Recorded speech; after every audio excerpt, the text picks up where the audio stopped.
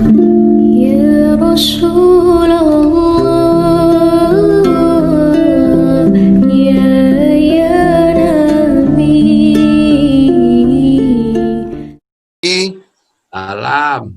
Saya Tinton Yai dari Sulawesi Utara, Manado. Jauh sekali. Iya, Yai. Saya ini cuma pengen dapat wejangan pelurusan sejarah, Yai. Jadi kalau saya baca-baca, Condro Sengkolo Sirno Ilang Kertaning Bumi itu runtuhnya Majapahit. Ya. Di mana ada berbagai sumber seperti Pararaton, Serat Darmo Gandul, itu mengatakan yang meruntuhkan Majapahit adalah Girinda Wardana dan Raden Fatah. Apa apakah itu betul? Yang pertama, yang kedua peran Wali Songo pada momen besar itu apa, Yai? Terus yang berikutnya adalah negara adidaya itu besar sekali, tapi rakyatnya runtuh terus tidak ada sisa sama sekali. Kemana orangnya, Yai? Terima kasih, matur suwun, Yai. Assalamualaikum. Waalaikumsalam.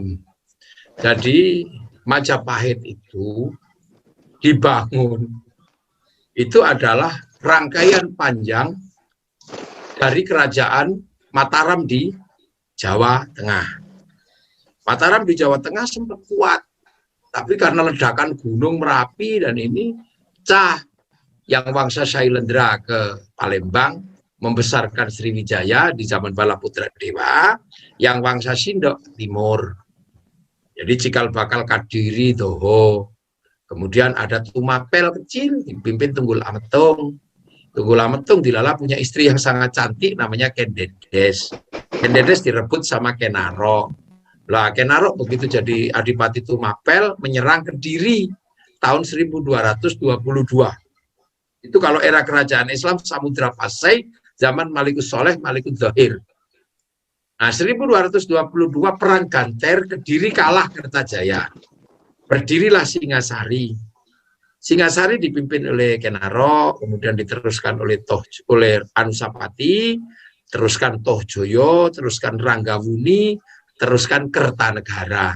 Lah Kertanegara ini bikin ekspedisi besar namanya Pamalayu untuk menghadang Mongolia. Karena Mongolia menjadi adidaya dunia, menaklukkan Arab, menaklukkan Eropa, menaklukkan Cina. Nah, menyerang Singasari, utusannya namanya Menci, dipotong kupingnya. Nah, di saat persiapan perang, negara kosong. Maka Kertanegara diserang oleh cucu dari Kertajaya, namanya Jaya Katuang. Maka runtuhlah Singasari, diserang oleh Jaya Katuang.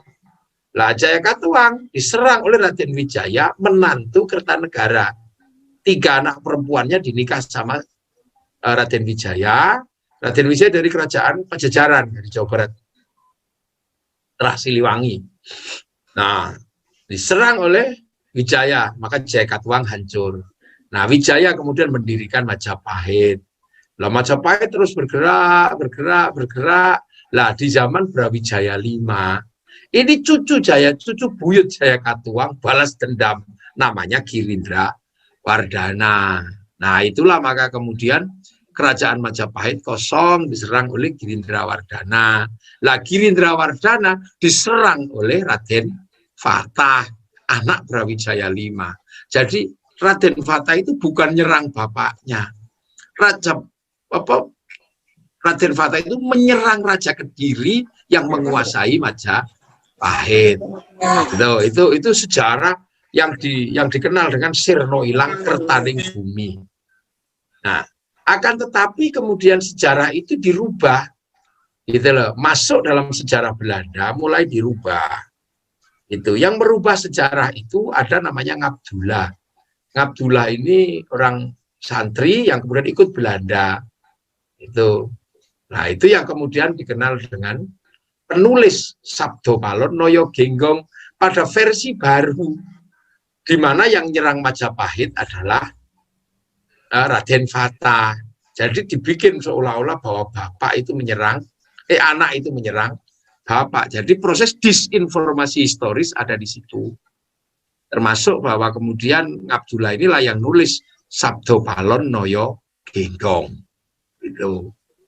Nah, termasuk yang nulis Darmo Gandul Gadoloco.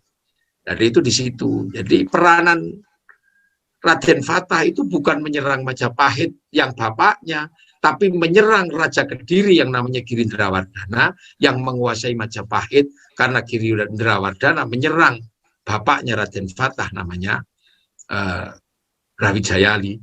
Nah itulah, itu proses politik di sekitar itu yang membedakan antara Sirno Ilang Kertaning Bumi pada versi Majapahit dan pada versi Sabdo Palon Nayagingga. Nah, peran para wali apa waktu itu? Ya menyelamatkan kerajaan Majapahit dari serangan Girindrawardhana. Makanya kemudian para wali membackup penuh Raden Fatah. Ya, sehingga kemudian salah satu bangsalnya kerajaan Majapahit diboyong ke Demak, yang kemudian ditaruh di depan Masjid Demak, jadi Serambi Masjid Demak. Itu adalah bangsal Majapahit zaman segitu. Nah kemudian kenapa yang di sini hilang? Nah itu bedanya. Yang di Jawa Tengah sisa-sisanya masih ada karena terbuat dari batu. Nah kalau yang di Jawa Timur yang Majapahit itu hilang sebagian karena bata merah. Kekuatan bata merah seberapa? Kemudian sebagian besar memang digondol sama Belanda.